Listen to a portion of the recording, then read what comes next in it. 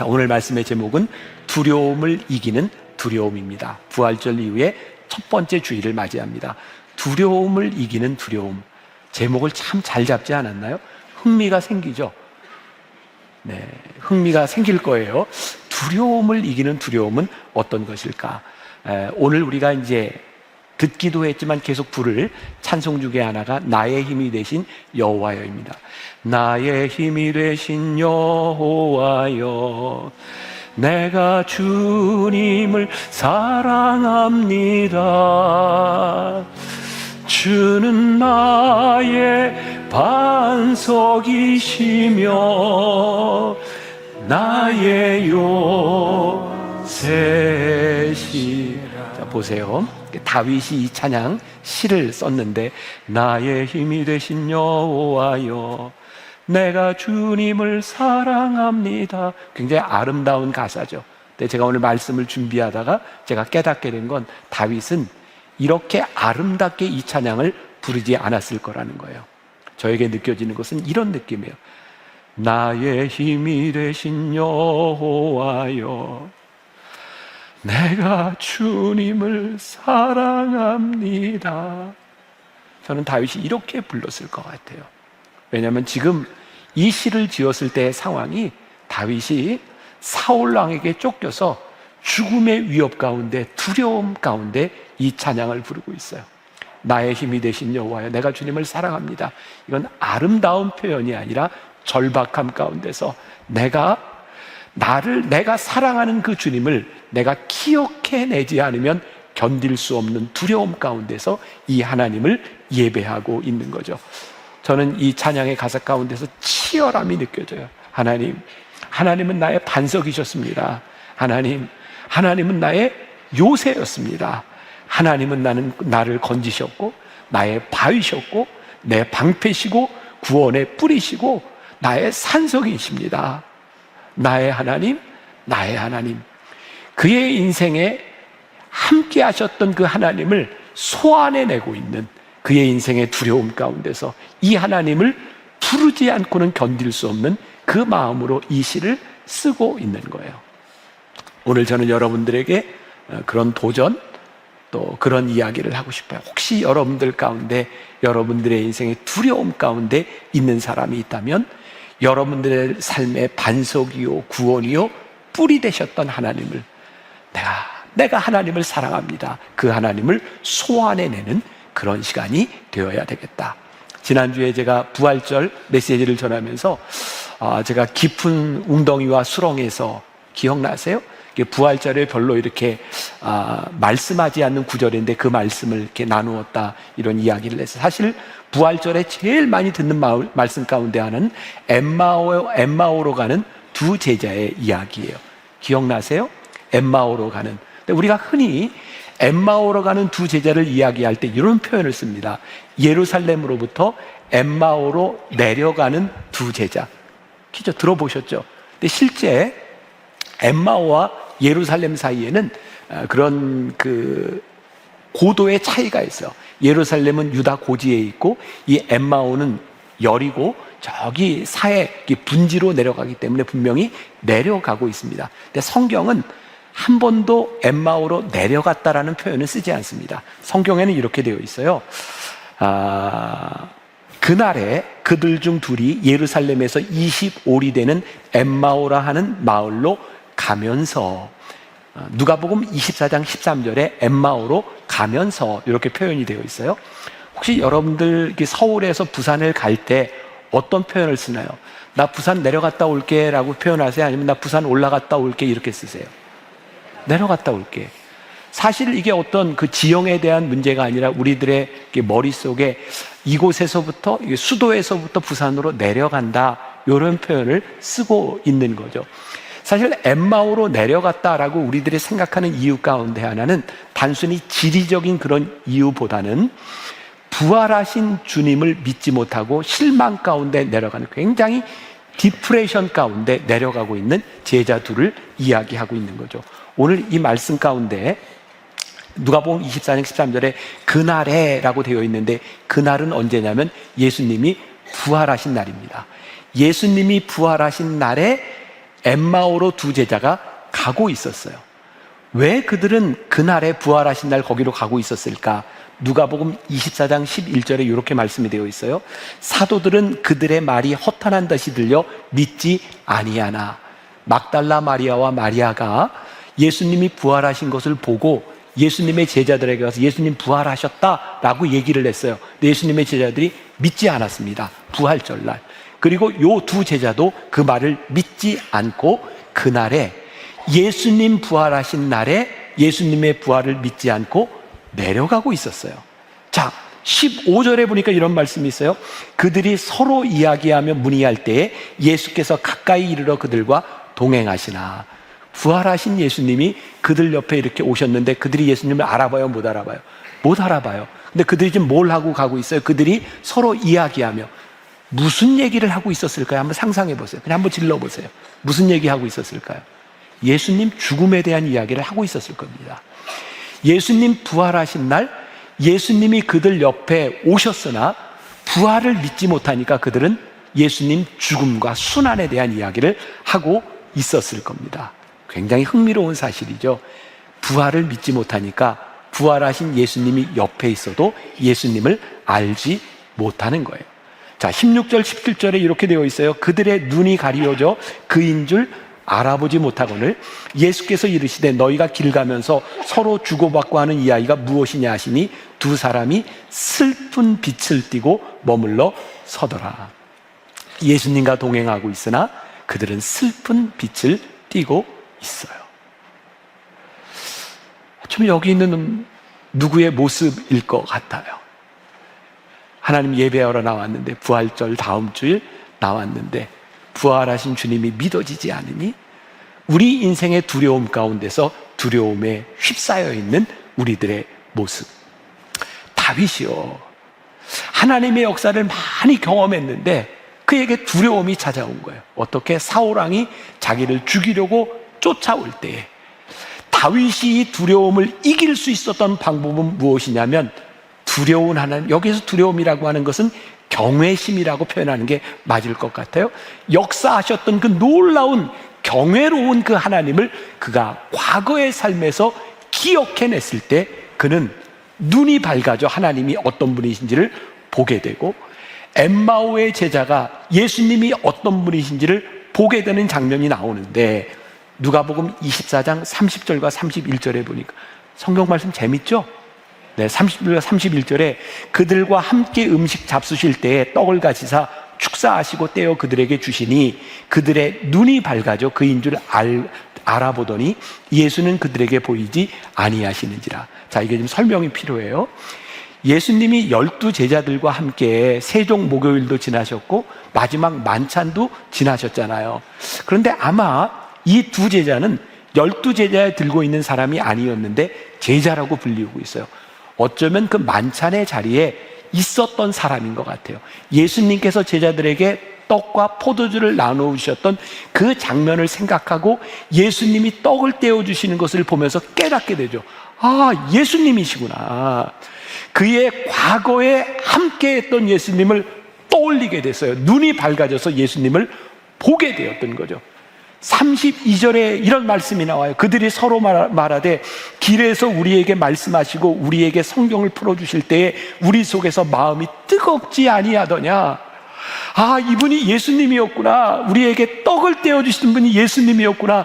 예수님을 보게 되는 순간 그들이 서로 말하되 어떻게, 그 순간 우리의 마음이 뜨거워지지 않았어? 그래, 내 마음이 뜨거웠어. 그들이 간증을 이야기하기 시작하는 거예요. 과거에 우리들의 삶에 역사하셨던 하나님이 우리 가운데 떠오르기 시작할 때 나에게 반석이 되어주시고 나에게 요새가 되어주시고 구원의 뿔이 되어주셨던 예수님을 소환해내는 순간 다시 우리의 마음이 뜨겁지 아니하더냐. 그들이 간증하며 이야기하고 있는 거예요. 우리들의 삶에는 늘 업 앤 다운이 있어요. 저도 그렇고 여러분들도 그래요. 저도요, 어느 날 갑자기 이렇게 막 디프레션에 빠질 때가 있어요. 제가 조금 우울증이 있잖아요. 우울증 있는 분들은 너무 잘 알 거예요. 우울증의 증세가 뭐예요? 우울한 거잖아요. 우울증이 우울해요. 근데 제가 갑자기 그렇게 제가 다운될 때가 있어요. 우울해요. 저는 그때 제 아내한테, 제가 제 사무실에 있는 사람들한테 그렇게 얘기해요. 내가 갑자기 우울하다. 이유가 없어요. 어떤 때는 이유가 있을 수도 있고. 근데 우울한 삶을 저도 살아갈 때가 있어요. 근데 그때 저는 뭘 하는가? 지난주에 얘기했잖아요. 저는 찬송을 많이 한다. 내 삶에 하나님을 소환해내는 거야. 아, 하나님 그때 그렇게 역사하셨지. 여러분들의 삶에 업 앤 다운이 있을 때 우리들의 삶에 역사하셨던 그 하나님, 우리들의 삶이 무기력해질 때 우리와 함께 하셨던 하나님.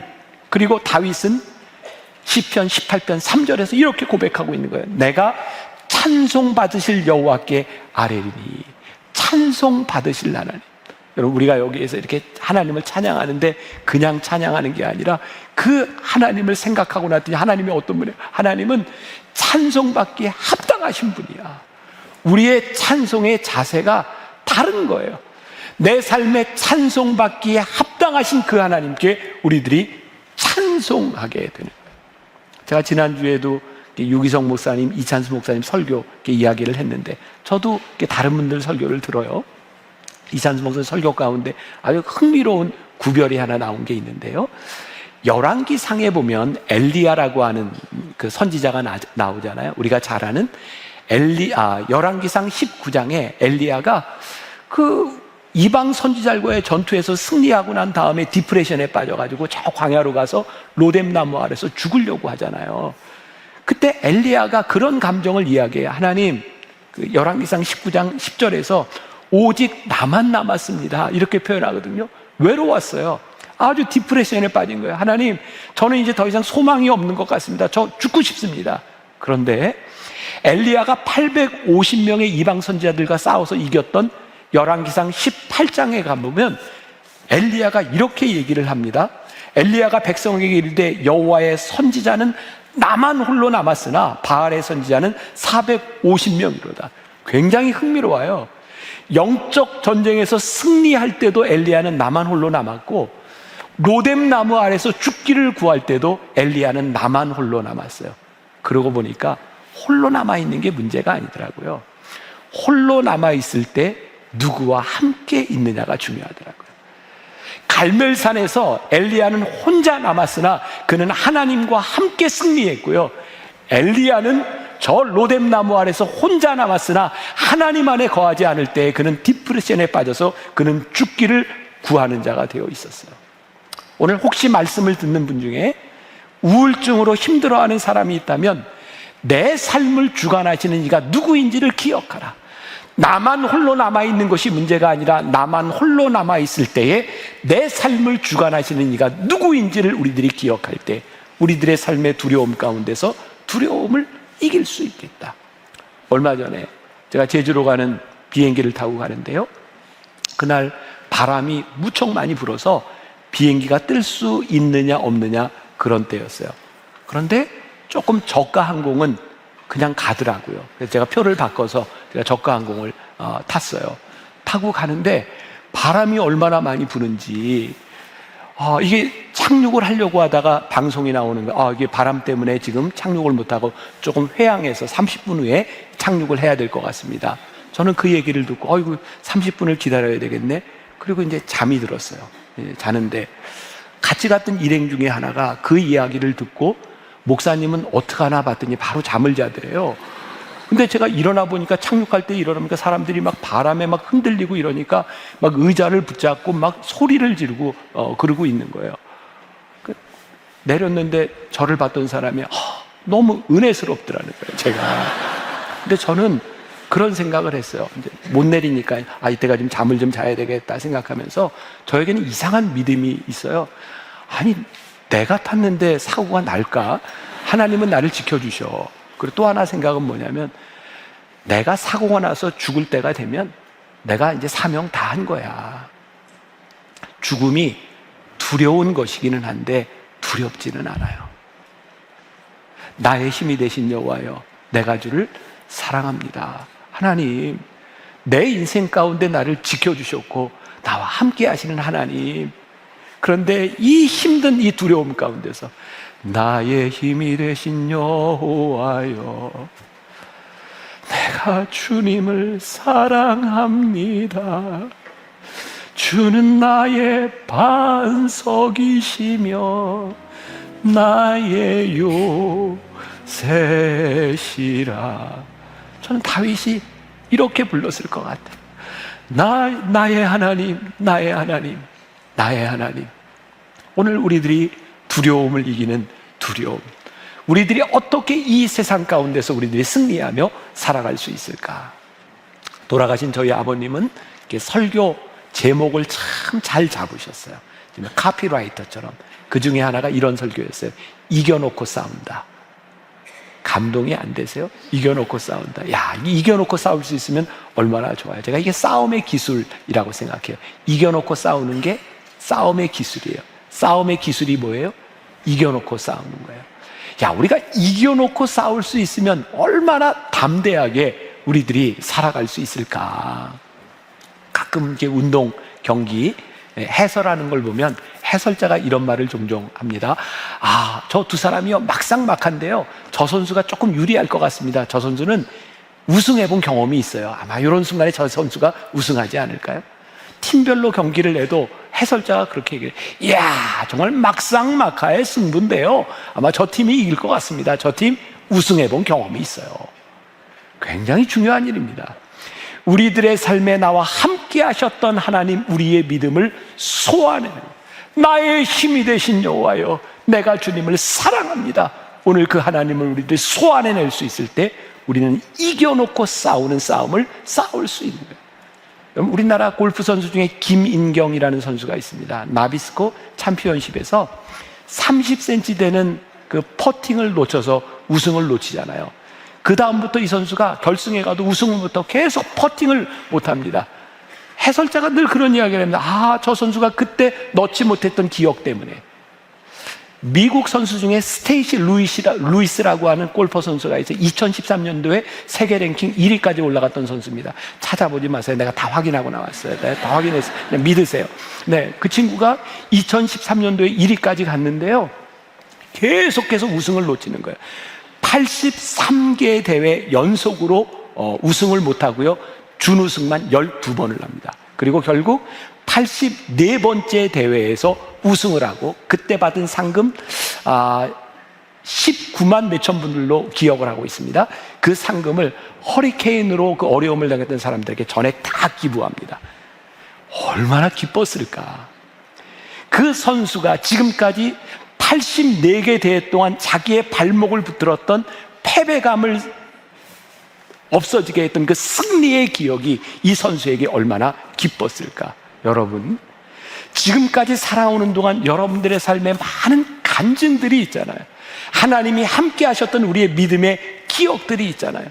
두려움이 우리들에게 찾아왔을 때 두려움이 문제가 아니라 그 두려움 가운데서 두려움보다 더 경외로우신 하나님을 우리들이 기억할 수 있을 때, 이제는 전설이 돼버린 2002년 월드컵의 주인공 히딩크가 우리나라 팀을 처음 맡았을 때 얼마나 많이 비난했어요. 기억나세요? 우리나라 팀들이 남미, 유럽 강호들하고 싸워서 계속 4대0, 5대0으로 졌다고요. 그런데 월드컵 본선 가기 전에 우리나라 팀들이 계속 아시아 팀들과 싸워서 4대0, 5대0으로 계속 이깁니다. 히딩크가 이렇게 얘기합니다. 지금 우리 선수들에게 필요한 것은 실력이 아닙니다. 이겨본 경험입니다. 이겨본 경험을 가지고 나가 싸우는 거예요.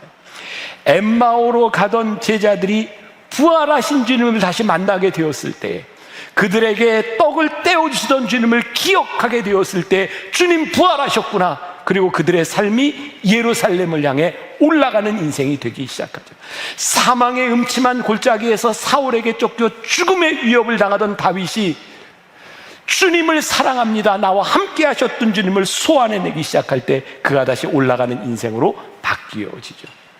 그래서 시편 18편 3절에 보니까 내가 찬송받으실 여호와께 아뢰리니 내 원수들에게서 구원을 얻으리로다. 이게 NIV 영어 성경으로 보니까 이렇게 표현이 되어 있는 거예요. I call to the Lord. 내가 주님을 내가 부르는데 그 주님이 어떤 분이냐? Who is worthy of praise라고 해요. 찬양 받을 만한 가치가 있으신 분. 저는 이 구절이 너무 좋은 거예요. 우리말로 찬양 받으실 이런 정도가 아니라 주님은 내 삶에 찬양 받으실 가치가 있으신 분입니다. 오늘 우리가요 예배드리고 말씀드리고 찬양하는데 주님은 제 찬양받기에 합당하신 가치가 있으신 분입니다. 우리들이 찬양할 때 얼마나 감격스럽게 우리들이 찬양할 수 있겠는가? 우리가 어떻게 이겨놓고 싸울 수 있는가? 하나님이 어떤 분이신지를 우리들이 분명히 믿는 거죠. 그분이 우리들 삶에 역사하신 것을 우리들이 고백할 수 있는 거예요. 지금 우리들에게 무슨 일이 일어나고 있느냐가 중요한 것이 아니라 내 삶에 함께 하셨던 하나님을 고백할 수 있는 거예요. 제가 요즘 오래된 우리 교인들, 잘 움직이지 못하는 분들에게 이렇게 전화로 기도해드리고 위로해요. 아마 이 중에 전화를 받으신 분들도 있을 거예요. 제가 다 하지는 못하지만 제가 생각나는 분들에게 이렇게 전화를 해요. 제 마음이 참 안타까운 게 그렇게 평생을 신앙생활하고 열심히 사셨던 분이 침상 위에서 움직이지 못하면서 디프레션에 빠져 있는 거예요. 그분의 신앙의 흔적들이 별로 보이지 않는 거예요. 아니, 평생 저렇게 신앙생활을 하고 어떻게 언어가 어떻게 저렇게 변할 수 있을까? 그게 마음이 아픈 거예요. 제가 그런 기도를 해요. 하나님, 평생 동안 함께 하셨던 그 하나님이 생각나게 하여 주옵소서. 저 침상 위에서 하나님을 생각하고 하나님을 붙들고 끝까지 승리하도록 주님 붙잡아 주옵소서. 여러분들이나 저나 다 늙을 거예요. 아마 우리도 침상 위에서 죽어갈 거예요. 누가 이 길을 비껴갈 수 있겠어요? 그런데요, 우리가 그 침상 위에서 마지막 길을 갈 때 하나님, 당신은 찬양받기에 합당하신 분입니다. 나를 여기까지 인도하신 하나님입니다. 우리 인생의 두려움 가운데서 두려움을 이기는 이 찬양을 할 수 있다는 것, 얼마나 놀라운 일일까? 여러분들 공중고개 아시잖아요. 공중고개를 보면 정말 환상적이잖아요. 어쩌면 저렇게 공중고개, 허공에서 저렇게 돌고 손을 잡고 할 수 있을까? 여러분, 공중고개를 하는 데는 어디도 예외 없이 그물을 쳐놓습니다. 연습을 할 때도 그물을 늘 쳐놓습니다. 놀라운 일은요, 그물이 없으면 사고가 나는데 그물을 쳐놓으면 사람들이 잘 놓치지 않는다는 겁니다. 그리고 진짜 멋있는 장면들이 있잖아요. 촤, 여기서 한 사람은 잡고 한 사람은 오는데 촤, 또 공중제비를 하고 딱 하다가 손을 안 잡고 밑으로 탁 떨어지고 거기에서 다시 점프하고 탁 올라와서 손 잡는 거, 이거 다 실수하는 건 아시죠? 되게 떨어질 때 멋지게 떨어져서 다시 올라오는 기술입니다. 우리의 인생이요, 어떻게 완전합니까? 실수하죠. 아프죠. 후회되는 일도 있죠. 그런데 하나님이 우리를 붙잡아 주시고 우리의 인생에 함께 하셨던 하나님을 우리들이 기억하며 우리의 인생의 나락에 탁 떨어졌을 때 점프하고 올라오는 거예요. 나의 힘이 되신 여호와여, 내가 주님을 사랑합니다. 주는 나의 반석이시며 나의 요새시라. 나의 힘이 되신 나의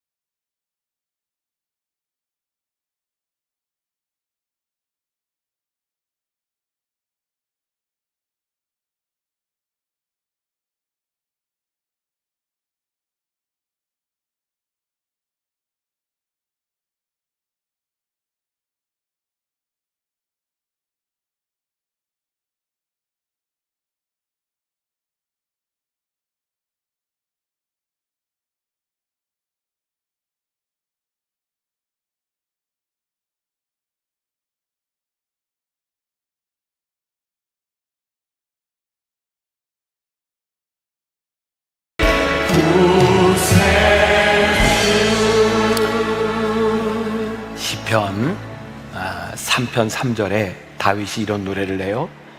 여호와여, 주는 나의 방패시오 나의 영광이시오 나의 머리를 드시는 자신이다. 언제 이 시를 썼는지 아세요? 다윗이요, 그의 아들 압살롬에게 쫓겨서 죽음의 골짜기 기드론 골짜기를 지나갈 때 다윗이 이 시를 씁니다. 여호와여, 주는 나의 방패시오 나의 영광이십니다. 오늘 우리들에게 제일 중요한 게 있어요. 나의 힘이 되신 여호와를 우리들의 삶에 소환해내는 거예요. 하나님이 우리를 여기까지 인도하셨구나. 에벤네셀의 하나님, 여기까지 인도하신 하나님을 생각하니 하나님이 나와 함께 하시는구나. 임마누엘의 하나님. 와, 지금도 나와 함께 하시는 하나님을 생각하니 하나님은 앞으로 미래에도 여호와 이레의 하나님으로 나와 함께 하실 거야.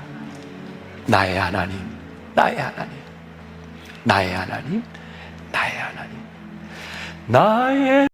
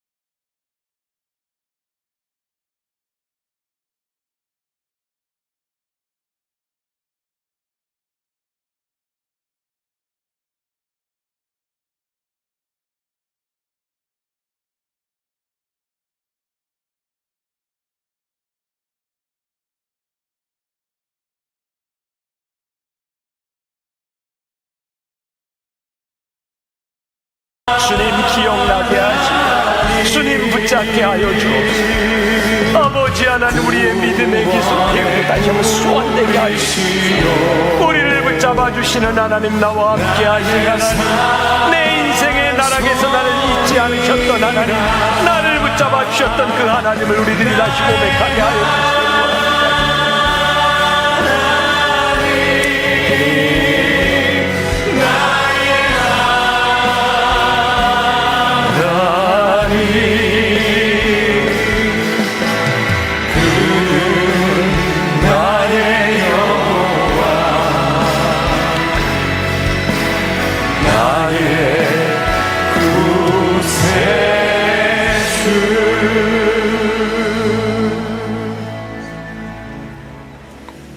주님, 오늘도 이 자리에 모인 우리를 기억하여 주옵소서.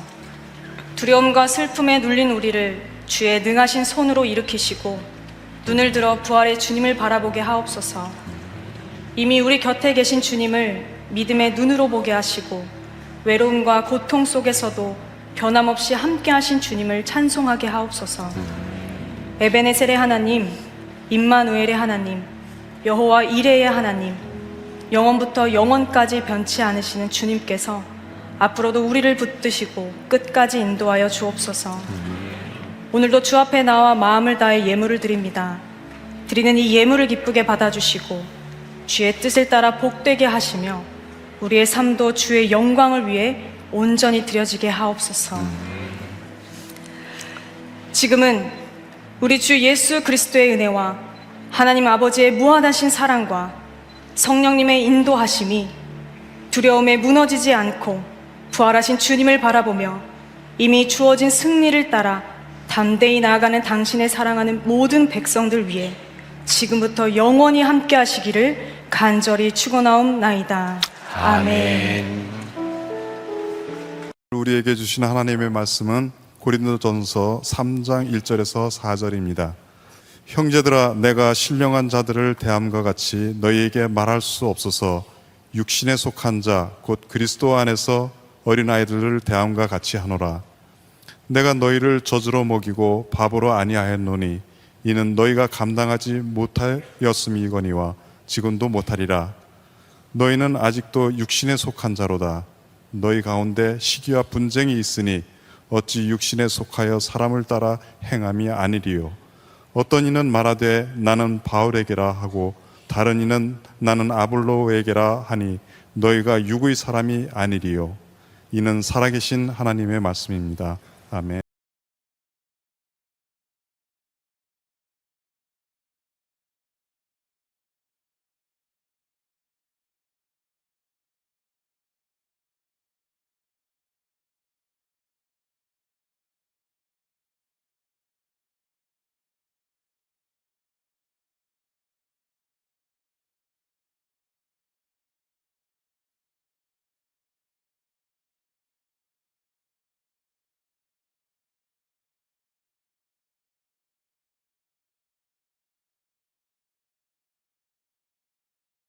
묵상하고 있습니다. 오늘은 6번째 시간, 제목은 참 실망스럽습니다.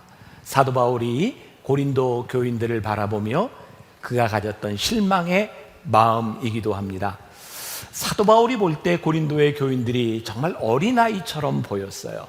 말씀을 들어도 잘 변하지 않는 유치한 어린아이와 같은 마음. 그래서 오늘 1절 말씀해 보니까 형제들아 내가 신령한 자들을 대함과 같이 너희에게 말할 수 없어서 육신에 속한 자 곧 그리스도 안에서 어린아이를 대함과 같이 하노라. 한심하기는 한데 그들을 포기할 수는 없었어요. 그래서 포기하는 것이 아니라 그들을 어린아이처럼 대하며 그들이 변하기를 원하는 마음. 실망스럽기는 하지만 아직은 기대를 가지고 있어요. 아마 오늘 우리의 모습을 바라보며 우리들이 예배하는 것, 우리들이 얼마나 실망스러운 모습이 많이 있습니까? 그러나 우리를 향한 기대를 버리지 아니하시는 하나님의 믿음 안에서 우리들이 오늘 이 말씀을 나누어 보려고 합니다. 교인들이 목회자를 보면서 실망스러울 때가 있죠. 네, 그래서 교회를 옮기는 사람들을 조사해 봤더니 교회를 옮기는 제일 큰 이유 중에 하나가 목사들에 대한, 목회자에 대한 실망감이라고 말을 합니다. 그런데 저도 교인들에 대해서 실망스러울 때가 있겠죠. 네, 그래서 종종 저도 교회 나오기가 싫어요. 그러나 만일 우리들이 실망스럽다고 떠나간다고 문제가 해결되겠습니까? 떠난다고 해결될 문제가 아닙니다. 하나님의 능력으로 우리들이 회복되어야 될 문제이고, 우리가 어린아이 같다면 우리의 믿음이 성숙돼 가야 되지 않겠습니까? 그것이 바로 사도 바울의 마음이었고, 저도 사도 바울의 마음으로 오늘 말씀을 여러분들과 함께 나누려고 합니다. 제가 정확한 출처를 알지 못하겠어요. 온라인상에서 보았는데 어떤 여론기관에서 기독교인들에 대한 의식 설문조사를 했습니다. 463명의 응답자 중에서 지금 한국교회에 가장 필요한 것이 무엇이냐라고 물었더니 66.3%가 성도의 신앙 성숙이라고 대답을 했답니다. 참 의외인데, 놀라운데 단지 4.1%의 사람만이 교회 부흥과 성장이라고 대답을 했습니다. 그리고 교인들에게 물었습니다. 지금 교회를 바라보며 우려스럽다고 생각합니까? 라고 물었더니 조금, 많이, 심각하게 이렇게 대답한 사람이 무려 91.8%나 되었습니다. 결국 우리들이 성숙에 대한 문제와 교회에 대한 염려를 가지고 있는데, 또 저에게 놀라웠던 것은 사람들에게 지금 한국교회의 부정적인 모습을 바라보며 그것이 당신들의 영적 성장에 어떤 영향을 미친다고 생각합니까? 라고 했더니 60% 이상 되는 사람들이 별로 영향을 미치지 않습니다 라고 대답을 했어요. 저는 그 설문을 보면서 우리들이 성숙에 대한 고민을 하고 한국교회에 대한 고민을 한다는 것 자체가 이미 우리 교인들 가운데 많은 성숙함이 있다는 생각을 가지게 되었어요. 그리고 우리가 가지고 있는 문제들 때문에 우리들이 포기하거나 우리들이 넘어지는 것이 아니라 우리들의 신앙을 어떻게 성숙하게 가지느냐, 이것은 우리 개개인의 문제일 수도 있겠다는 생각을 합니다. 저희 교회는 불행인지 다행인지, 제가 담임 목회를 하던 초창기 때는 처음 교회를 나오는 예수를 믿는 사람들이 꽤 많이 됐는데 요즘은 대부분이 다른 데서 신앙생활을 하다 들어오는 분들이에요. 그분들의 특징이 교회에 대한 프로그램이나 또 교회의 신앙생활을 소개하면 굉장히 방어적입니다. 이런 대답들을 많이 해요. 저 조용히 다니고 싶습니다. 저 그냥 놔두세요. 그 말 가운데는 신앙생활을 하면서 받았던 마음의 상처들이 있는 것 같아요. 근데 제가 마음이 아픈 것은 사람에 대한 상처와 제도에 대한 상처 때문에 그것이 방어가 되어서 하나님의 은혜에 대해서도 방어의 막을 치고 있다면 이것은 참 불행한 일이 아니겠는가. 사랑하는 여러분, 우리들의 문제와 성숙되지 못함, 그것은 우리들이 피해가야 될 것이 아니라 해결해야 될 문제이고, 그 어떤 상황 가운데서도 우리들의 신앙은 자라나야 되는 것입니다. 제가 오늘 마음에 기대를 가지고 여러분들에게 말씀을 드립니다. 여러분들의 신앙이 자라나기를, 실망스러움이 포기가 아니라 기대가 되어질 수 있기를 간절히 소원합니다. 오늘 싸움이 일어나는 이유, 어린아이와 같은 이유는 무엇일까요? 유치한 사람이 싸움을 합니다. 싸움을 하는 이유는 내 편과 내 편이 나누어져 있기 때문에 싸움을 합니다.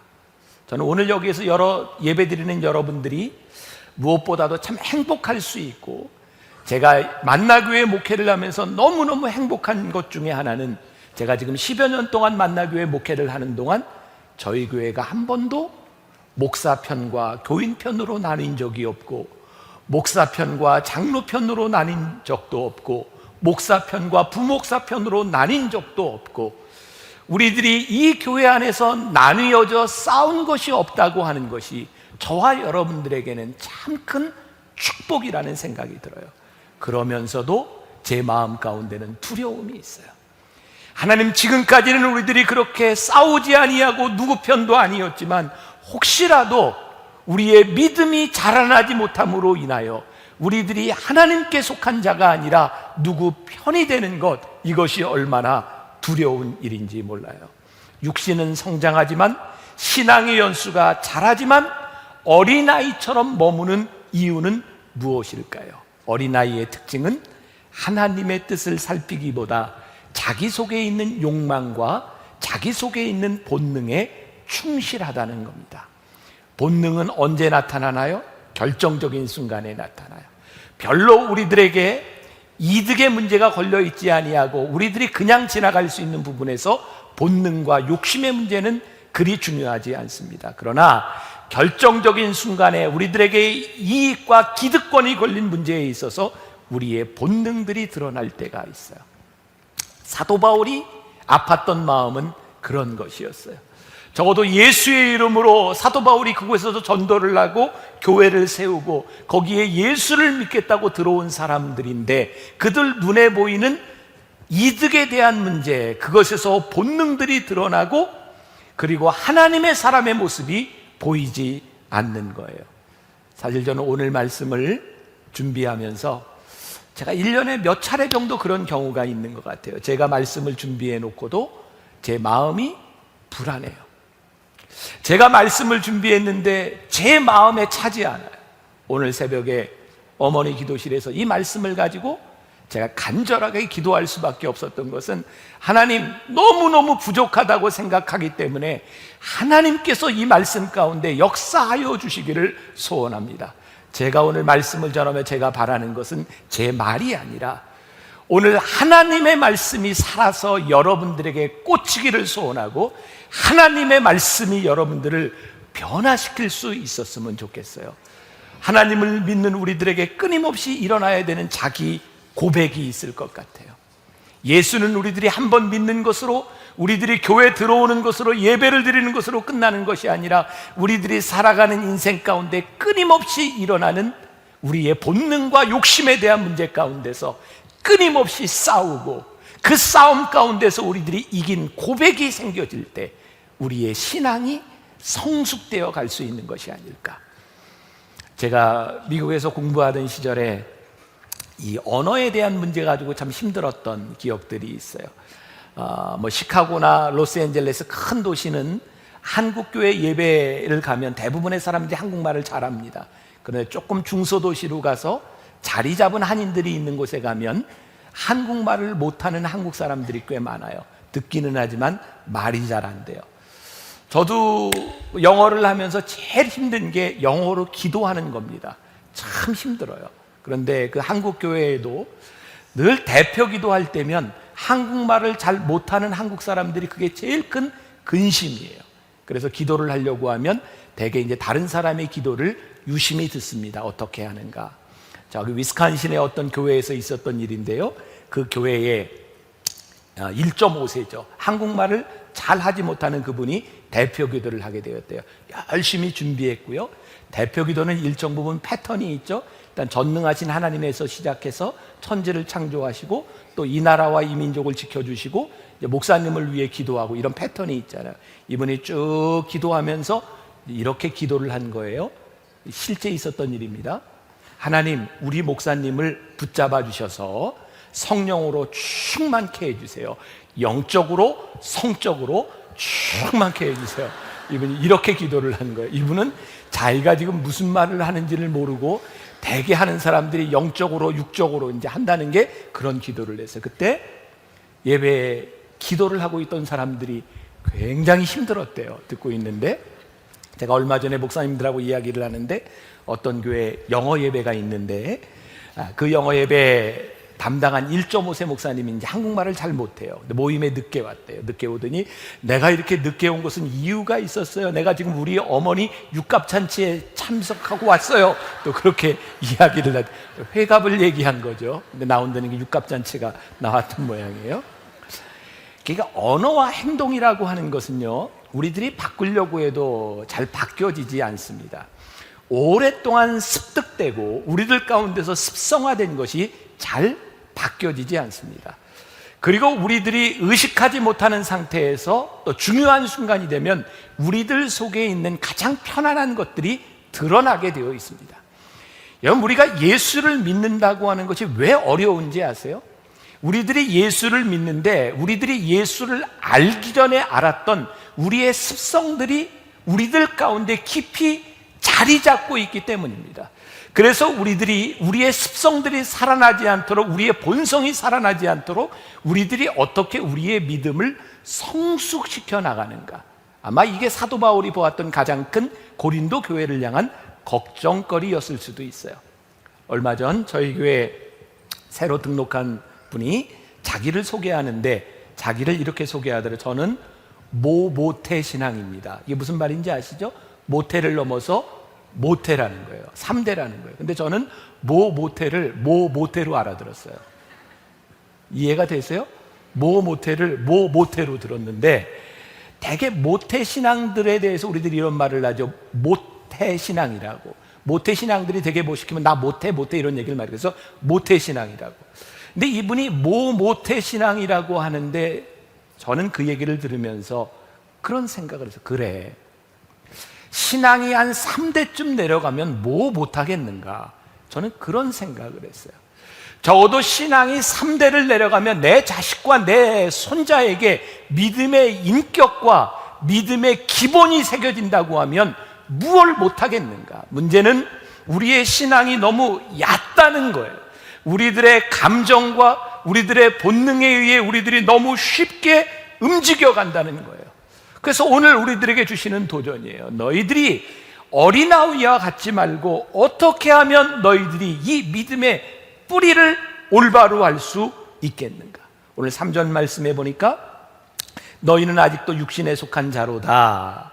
너희 가운데 뭐와 시기와 분쟁이 있으니 어찌 육신에 속하여 사람을 따라 행함이 있으리요. 육신에 속한 사람의 특징이 뭐라고 이야기하냐면 시기와 분쟁이라는 거예요. 여러분, 우리가 쉽게 하는 이야기가 있어요. 나 예수 믿어요. 예수 믿으세요. 여러분, 예수 믿는다고 하는 말이 그렇게 쉬운 말이 아닙니다. 예수를 믿는다고 하는 그 말 가운데는 나는 예수님께 속한 자입니다 라고 하는 의미를 가지고 있어요. 여러분, 초대교회에서 고린도 교회에서 예수를 믿는다고 하는 것은 당시 로마 시대에 그들은 가이사, 황제를 그들의 주로 고백하고 있었어요. 그런데 예수를 믿는다고 하는 것은 더 이상 황제가 내 주가 아니라 예수님이 나의 주님입니다. Christ is the Lord. 주님이 내 주인입니다 라고 하는 말은 이제는 내가 주님의 명령을 따라 살겠습니다. 주님이 내 삶의 중심입니다 라고 하는 말입니다. 그래서 예수를 믿는다고 하는 공동체가 고린도 교회에 들어왔는데, 고린도 교회에 들어온 그 공동체에게 무엇이 문제인가? 예수를 믿겠다고 들어왔는데 그들에게 계파가 있는 거예요. 나는 바울에게 속했다, 나는 게바에게 속했다, 아볼로에게 속했다. 왜 그럴까요? 사람들은 누군가에게 속해 있을 때 안정감을 가집니다. 특히 어린아이들은 저 사람이 내 편이냐라고 하는 것이 너무너무 중요합니다. 왜? 내 편이 나를 지켜주리라고 생각하기 때문입니다. 아마 초대교회에서 예수를 믿는 그 공동체의 아주 중요한 문제가 그들이 신앙적으로 믿음의 고백을 한 것이 아니라 이 교회 안에서 내가 누구 줄에 서야 안전한가를 생각했던 것 같아요. 제가 요즘 읽는 책이 있습니다. 하나님께 놀라다라고 하는 책인데, 제목이 좋아서 읽기 시작했는데 참 좋더라고요. 그 책에 보면 이런 이야기가 나옵니다. 우리는 그동안 이런 고백을 많이 했습니다. 하나님께서는 우리에게 감당치 못할 시험을 주시지 않는다고, 감당할 만한 시험을 주신다고. 근데 그 책에서 이렇게 말하더라. 아니라는 거예요. 하나님은 우리들이 감당할 수 있는 시험만을 주시는 것이 아니라 우리들이 감당치 못할 시험을 주십니다. 그래서 감당치 못할 상황에서 하나님을 의지하도록 만드십니다. 하나님은 우리에게 아무런 문제가 없이 하시는 분이 아닙니다. 모든 일을 다 형통케 하시는 분이 아닙니다. 우리들이 해결할 수 없는 문제와 고통으로 우리를 이끌어 주십니다. 그리고 그 고통과 그 고통의 심연 가운데서 하나님을 의지할 수밖에 없을 때 우리들에게 믿음이 생기는 것입니다. 그때 우리가 하나님의 자녀인 것을 고백하게 되는 것입니다. 저는 그 책을 보면서 너무너무 좋았어요. 그래, 우리가 주님을 나의 삶의 주라고 고백하는 것은 나에게 아무런 문제가 없고 내가 문제를 해결할 수 있는 것이 아니라 주님이 나의 주가 되시기 때문에 그분에게 내 삶을 전폭적으로 맡길 수 있는 것, 그것이 우리의 믿음이고 우리의 신앙인데, 우리는 예수를 믿는다고 하면서도 여기에도 걸어보고 저기에도 걸어보고 그렇게 살아가는 것은 아닌가. 우리들 모두가 그리스도에게 속한 공동체라고 하는 것은 무슨 의미인가? 저희 교회, 제가 만나교회 담임 목사가 되고 나서 매해 끊임없이 리모델링을 했어요. 교육관도 넓혀보고 어디도 넓혀보고 저희 교회 안에 찾을 수 있는 모든 공간들을 다 찾아서 이제는 한 평도 넓힐 수가 없어요. 그런데 넓혀도 매일 모자라대요. 이제는 더 이상 어떻게 할 방법이 없어요. 언젠가 저희 아들내미가 아마 고등학교 유스그룹에 있었을 때였는 것 같아요. 저한테 오더니, 아빠, 저 체육관에 농구장은 만들어 놓고 우리들이 쓰지를 못해요. 예배 끝나고 나서 농구를 해야 되는데 다른 예배가 또 있고, 농구를 하려고 그러면 밑에서 예배를 드린다고 공 이렇게 하지 말라 그러고, 도대체 저걸 왜 만들어 놓은 거예요? 담임 목사의 아들이 그런 불평을 하니까 담임 목사인 제가, 그러니 아들아, 아빠는 그 상황을 몰랐느니라. 다음 주부터 그 예배 시간을 옮겨주마. 그리고 다른 사람은 그걸 방해하지 못하도록 해주마 라고 얘기한다면 제가 어떤 목사이겠어요? 제가 그렇게 할 수 없죠. 아이에게 이렇게 얘기했어요. 아들아, 교회는 너를 위해서만 존재하는 것이 아니라 우리를 위해 존재하는 곳이란다. 교회는 함께 예배하는 곳이기 때문에 누군가는 자기를 희생해야 되는 곳이란다. 만일 우리가 원하는 욕망과 우리들이 원하는 것을 주장한다면 교회 안에 다툼이 일어날 수밖에 없는 거예요. 제가 언젠가 어떤 집회를 갔던 교회가 있어요. 교회 건물이나 땅이 저희 교회 몇 배 정도 돼요. 교회는 저희 교회의 5분의 1도 되지 않습니다. 근데 놀라운 것은 그 교회가 공간 문제를 가지고 너무너무 싸운다는 거예요.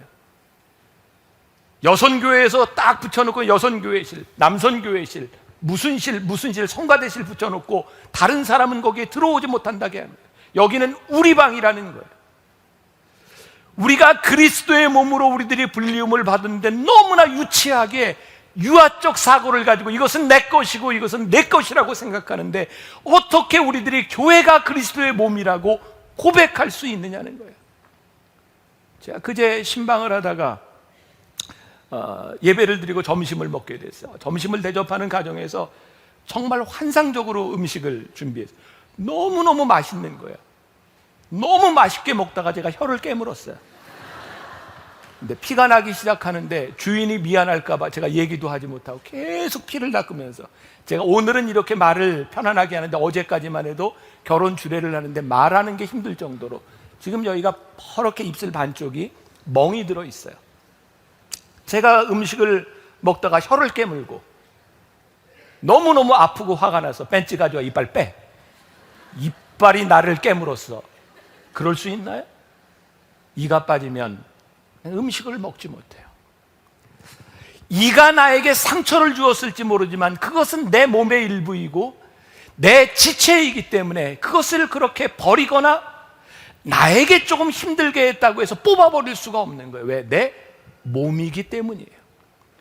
여러분, 우리의 삶이, 우리가 교회 공동체를 이룬다고 하는 것은 그렇게 쉽게 내 마음에 안 든다고 싸울 수 있는 것이 아니라, 우리들이 그리스도의 몸에 동참함으로 인하여 그 사람이 귀한 지체임을 고백할 수 있을 때 우리들의 믿음이 성숙해 가는 것이 아니겠어요?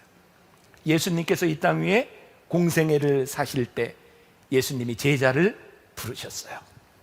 갈릴리 바닷가에서 고기를 잡고 있는 베드로, 야고보, 요한에게 나를 따르라 그랬더니 제자들이 배와 그물을 버려두고 예수님을 따라갔어요.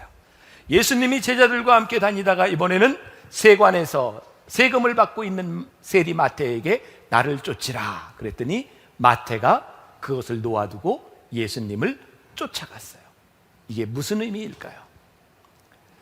내가 지금은 돈을 받는 일, 내가 고기를 잡는 일이 내 삶의 중심이었지만 이제는 내 삶의 중심이 바뀌었습니다. 주님을 따라가겠습니다 라고 하는 고백입니다. 여러분, 이것은 세상을 등지거나 세상을 포기했다는 것이 아닙니다.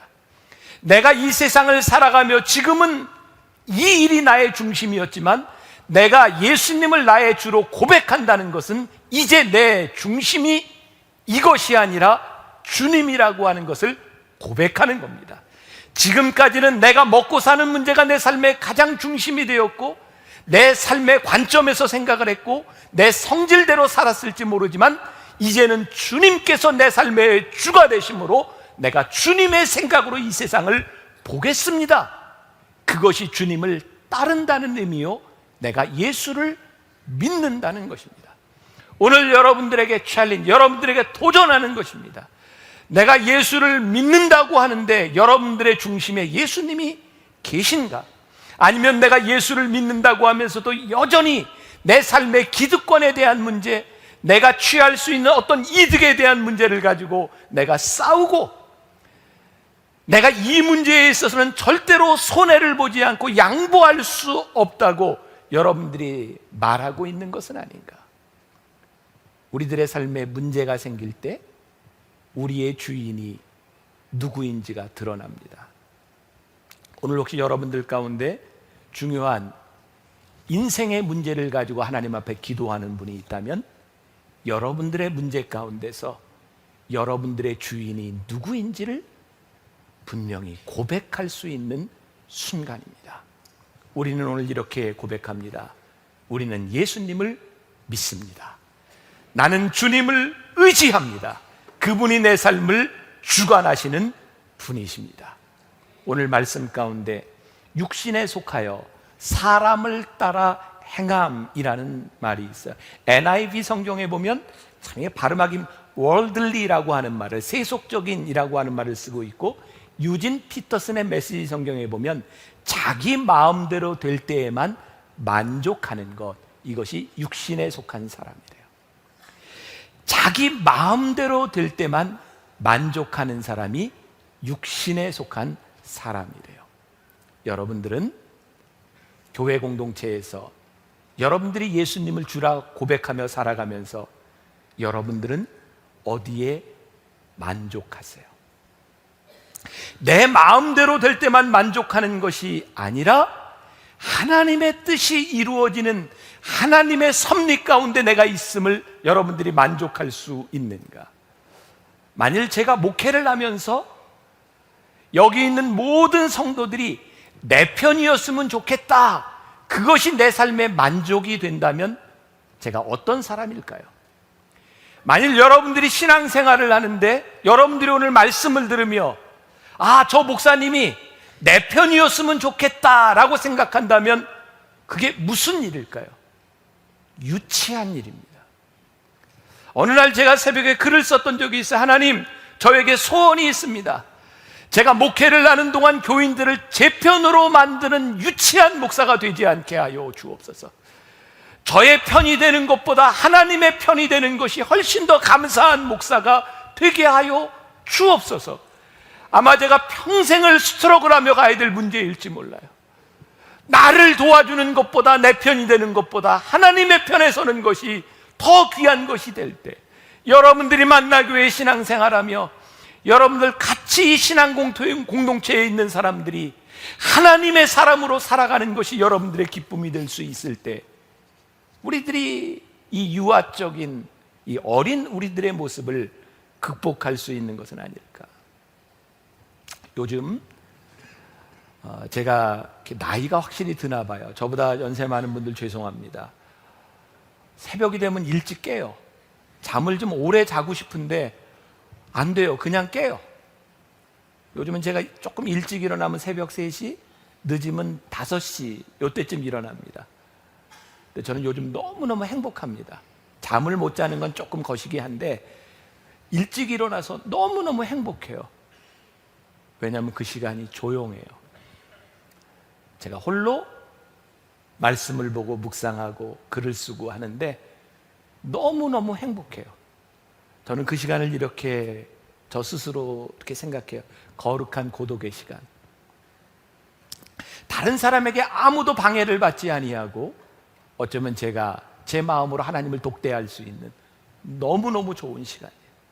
오늘 말씀을 준비하면서 그 생각이 났어요. 애들은 절대로 고독한 것을 참지 못합니다. 애들은 분주합니다. 누군가 같이 있지 못하는 것에 대해서 불안합니다. 그러나 어른은 고독을 즐깁니다. 신학에 성숙한 사람은 하나님과 거룩한 독대를 즐길 수 있어야 합니다. 그때 하나님께서 내 삶의 주인이심을 우리들이 고백할 수 있기 때문에 그렇습니다. 여러분, 우리가 봉사하고 여러 가지 활동하는 것 너무너무 중요합니다. 그러나 더 중요한 것은 우리들이 하나님을 대하는 시간인 것 같아요. 자아가 살아있다고 하는 것, 오늘 본문 말씀 4절에 보니까 어떤 이는 말하되 나는 바울에게라 하고 다른 이는 나는 아볼로에게라 하니 너희가 육의 사람이 아니리요. 하나님의 주권을 인정하는 것이 아니라 내가 누구라고 주장하는 것. 예전에 이런 예화들이 참 많았어요. 미국의 성공한 기업인들, 신앙인들에 대한 예화. 미국의 백화점 왕이라고 불리우는 존 워너메이커라고 하는 사람이 있습니다. 아주 부자였죠. 기자들과 인터뷰를 하는데 존 워너메이커는 이렇게 얘기합니다. 나는 지금까지 투자한 것 중에 실패한 것이 하나도 없습니다. 그때 기자가 물었어요. 당신의 인생에서 어떤 투자가 가장 가치 있는 일이었습니까? 워너메이커가 말을 합니다. 내가 13살 때 이불 50전을 주고 성경을 산 일, 그게 내 인생의 가장 좋은 투자였습니다. 그랬더니 기자가 이렇게 말을 합니다. 나도 성경을 샀는데 왜 나에게는 그런 성공이 없었습니까? 존 워너메이커가 이렇게 말을 합니다. 나는 성경 속에 있는 말씀을 따라 살았고 당신은 단지 성경을 가졌을 뿐입니다. 주권을 인정한다, 우리들이 믿음을 가지고 신앙생활을 한다, 그게 무슨 말일까요? 여러분들이 성경을 알고 성경을 가지고 있다고 하는 그 말이 아니라 주님의 말씀의 권위에 대하여 우리들이 순종하고 말씀을 따라 살아간다는 것입니다. 오늘 말씀을 들으며 제 속에 느꼈던 느낌은 말씀을 아는데 순종하지 않고 따르지 않으면 주님을 모독하는 일인 거예요. 모를 때는 모독이 아닙니다. 그러나 알면서도 우리들이 주님이라고 고백하는데 주님의 말을 따르지 않는다면 이건 우리들이 주님의 인격에 대한 모독입니다. 우리들이 믿음으로 살아간다고 하는 것, 주님을 믿는다고 하는 것, 우리가 인생을 성공적으로 살았다고 하는 것은요, 여러분들이 지금까지 무엇을 얼만큼 이루었느냐에 대한 문제가 아니라 지금 여러분들이 있어야 할 자리에, 여러분들이 믿음을 고백하는 자리에 여러분들이 있느냐에 대한 문제입니다. 그러면 사무엘상 17장에 보면 다윗이 골리앗과 싸우는 장면이 나오죠. 다윗이 이렇게 나갑니다. 이 할례 받지 않은 블레셋 사람이 누구이기에 살아계신 하나님의 군대를 모욕하느냐. 그리고 다윗이 물맷들을 들고 나아갑니다. 그가 화를 내고 분노했던 것은 그의 욕심에 대한 문제가 아니라 그의 주인이신 하나님을 모독하는 일이었어요. 그리고 다윗은 이렇게 나갑니다. 전쟁은 여호와께 속한 것인즉. 그 순간부터 전쟁은 다윗과 골리앗의 싸움이 아니라 골리앗과 하나님의 싸움입니다. 왜냐하면 주의 이름으로 그가 전쟁에 나갔기 때문입니다. 여러분, 신앙이 무엇이라고 생각합니까? 신앙적인 삶을 살아간다고 하는 것이 무엇이라고 생각합니까? 내가 하나님의 나라와 하나님의 의를 위하여 내 욕심과 내 기득권을 내려놓고 하나님의 의를 위하여 내가 일어나기 시작할 때 이 모든 것을 더하시는, 우리를 위해 싸우시는 하나님을 우리들이 경험하게 되는 것, 이것이 믿음입니다. 어린아이들은 시기하고 질투한다고 되어 있어요. 제가 많이 이렇게 몸이 아팠던 때, 제가 주일 설교도 몇 달 동안 못하고, 그리고 기도원에 가서 매월 2박 3일씩 쉬었던 적이 있어요. 가서 다른 목사님 설교도 듣고 기도도 하고, 제 시간이 되면 제가 설교도 할 때였어요. 그때 제가 참 저 스스로 참 듣기 힘든, 제 마음이 참 아팠던 설교가 있어요. 한 목사님이 나와서 설교를 하시는데 70이 넘은 목사님이에요. 그분 이렇게 얘기를 하시더라고요.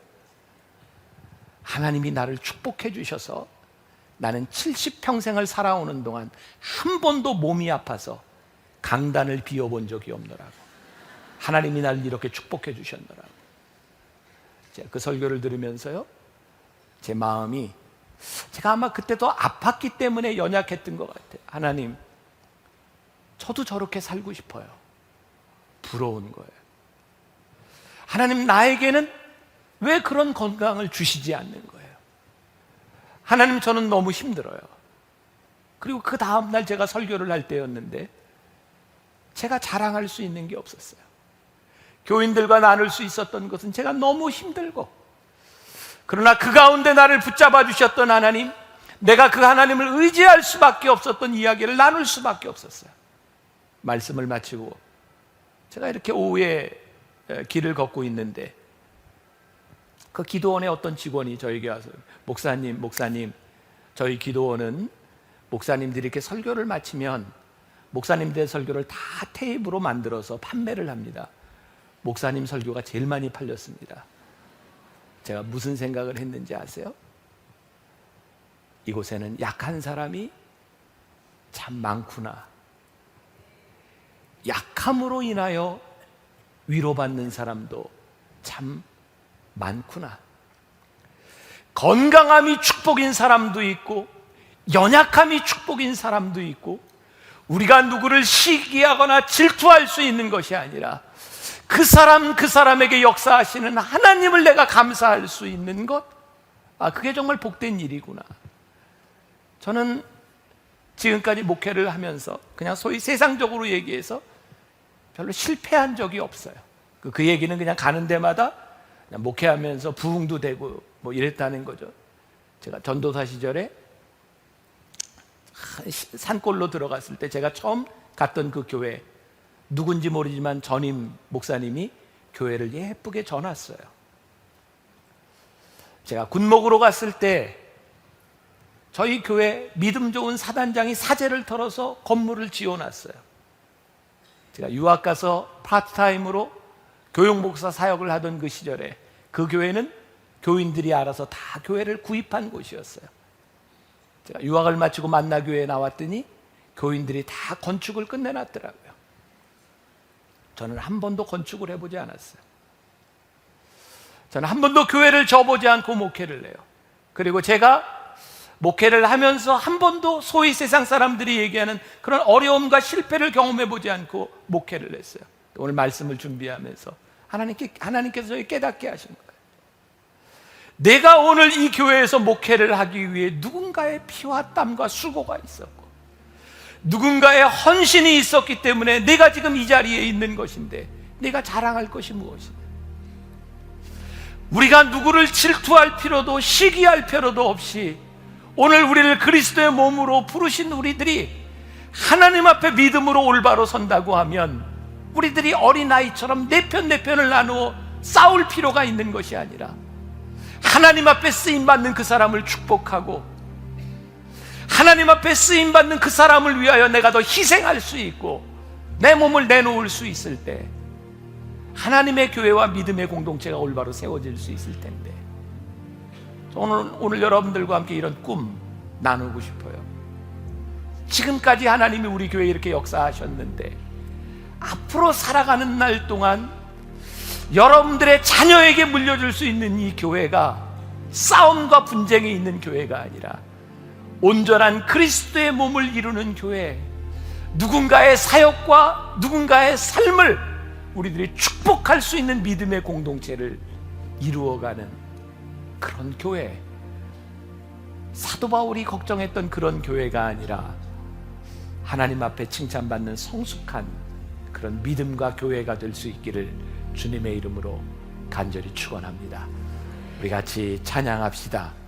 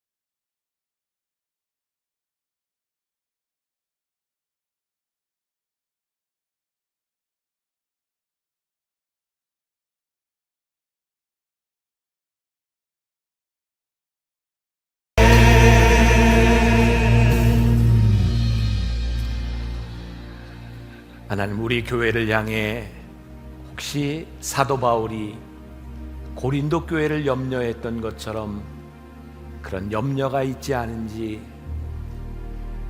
우리가 수없이 예수님을 믿는다고 하지만 예수님을 믿는 우리의 믿음의 고백이 혹시 위선은 아니었는지, 하나님 여기 예배하는 공동체 한 사람 한 사람이 우리 모두에게 소중한 사람들이고 주님의 계획을 이루어가는 사람들인데, 혹시 너는 내 편이 아니라고 생각하지는 않았는지, 하나님, 우리가 서로를 기뻐하게 하시고 서로가 서로를 칭찬하며 격려하게 하여 주시옵시고, 참 아름다운 이 땅의 믿음의 공동체를 잘 세워가게 하여 주시사 우리의 후손들에게 우리의 믿음을 전해줄 수 있는 정말 아름다운 공동체를 만들어가게 하여 주옵소서. 오늘도 하나님 앞에 드려진 귀한 예물, 우리의 믿음의 고백이 있습니다.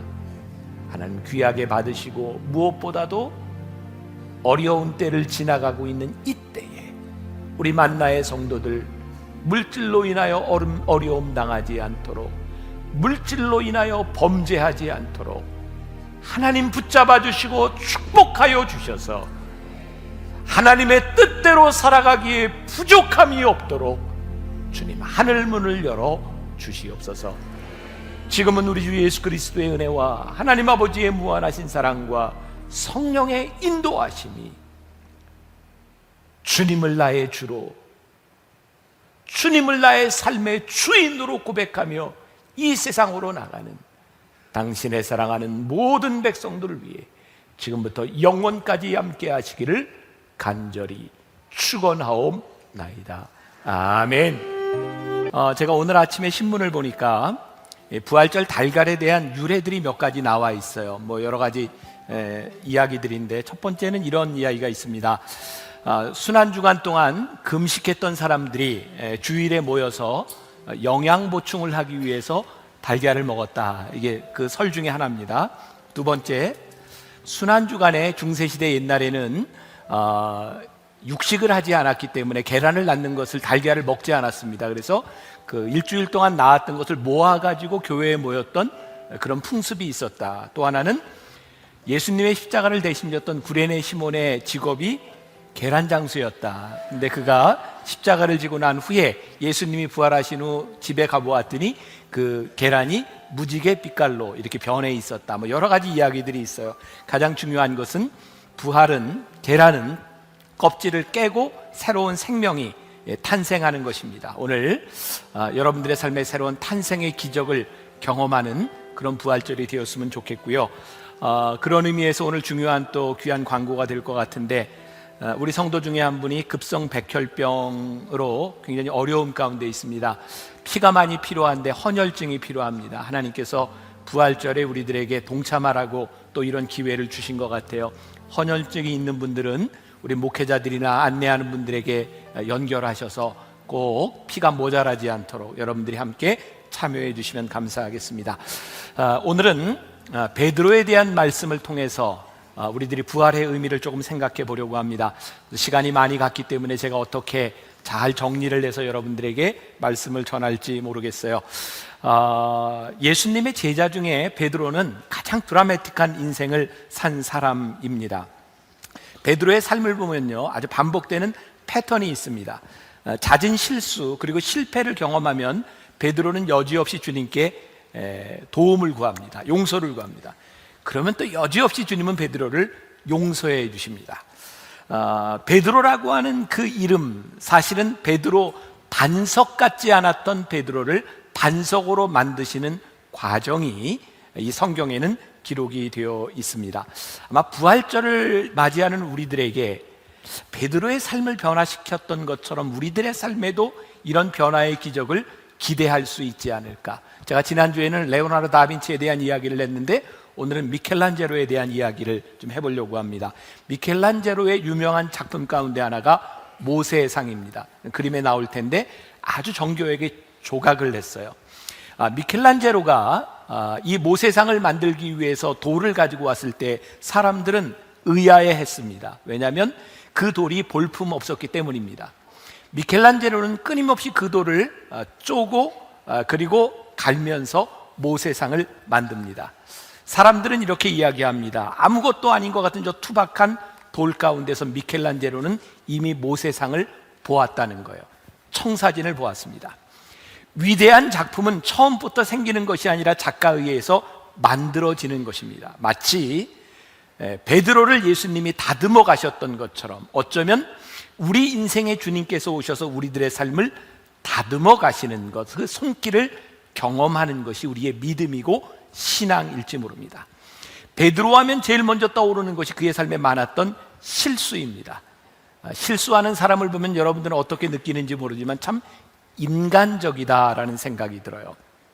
요즘 이세돌 구단하고 알파고와의 그런 바둑 때문에 우리들이 인공지능에 대한 많은 생각을 하게 되었어요.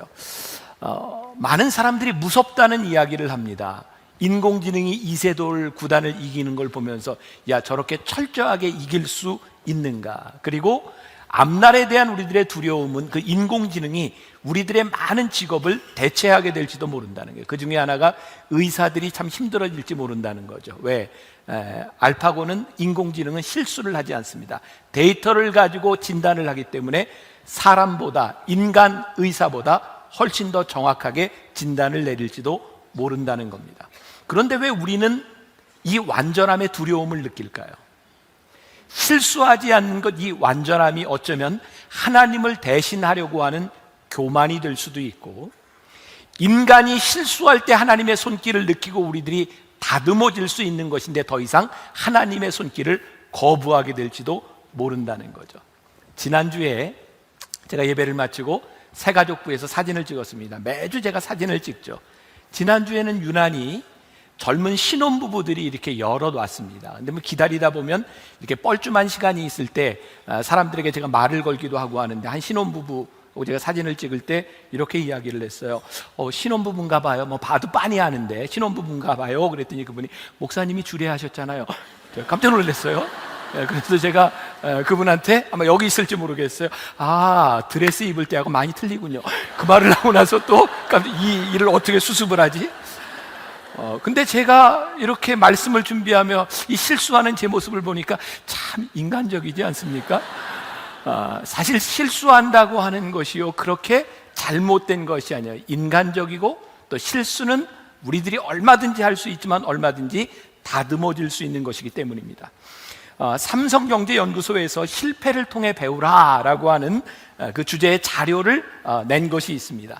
거기에 이런 자료가 있더라고요. 실패한 사람의 95%는 진짜 실패한 것이 아니라 도중에 포기한 사람들이다.